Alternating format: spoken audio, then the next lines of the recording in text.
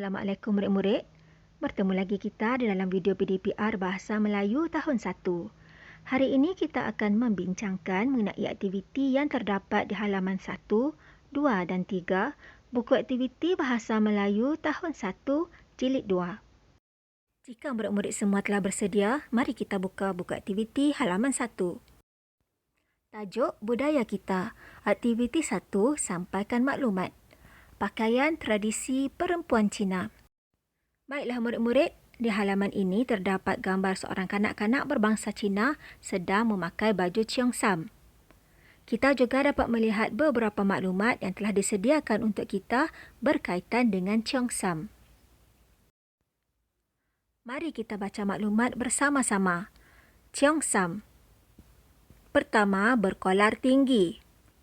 Yang kedua, berbutang di bahagian bahu. Yang ketiga, ada belahan di kiri dan di kanan kain. Yang keempat, diperbuat daripada kain sutera dan satin. Yang kelima, selalunya dipakai semasa Tahun Baru Cina.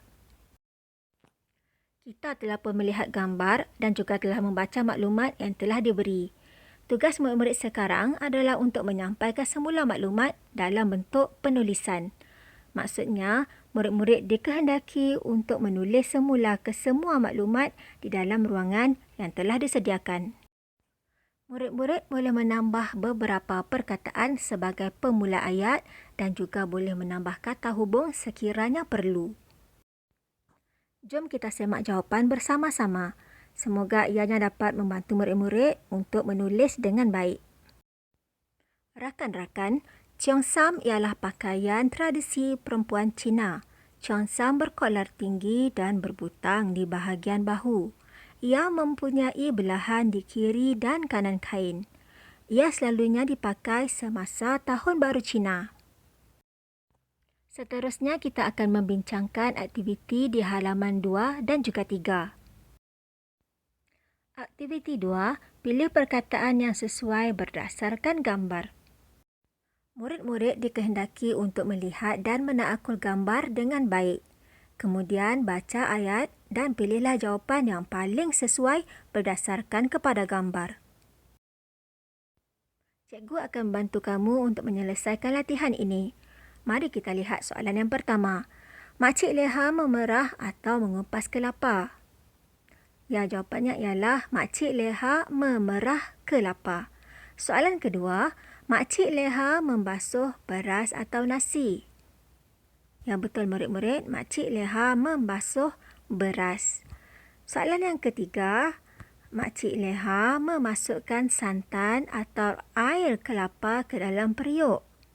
Mana satu jawapan yang murid-murid? Betul, Makcik Leha memasukkan santan kelapa ke dalam periuk. Seterusnya, gambar yang keempat.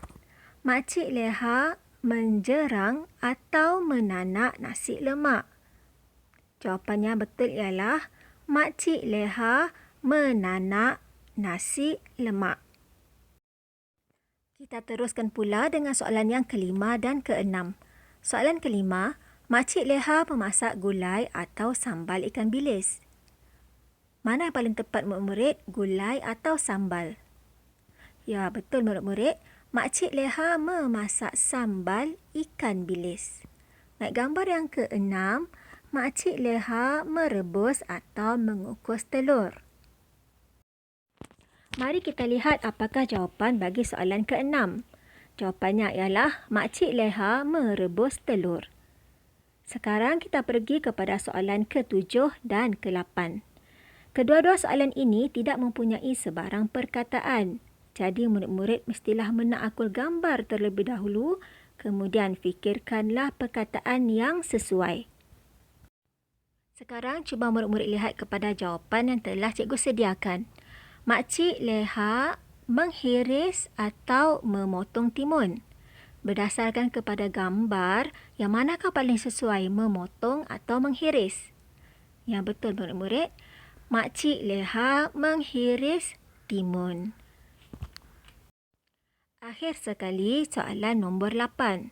Jawapan ataupun perkataan yang paling sesuai berdasarkan gambar adalah membungkus. Jadi ayatnya yang paling betul ialah Makcik Leha membungkus nasi lemak. Baik, cikgu ulang sekali lagi. Makcik Leha membungkus nasi lemak. Tahniah murid-murid kerana telah berjaya menyelesaikan 3 aktiviti pada hari ini. Jangan lupa untuk teruskan mengulang kaji dan membaca ketika berada di rumah. Sehingga kita bertemu dalam kelas yang berikutnya. Selamat mengulang kaji.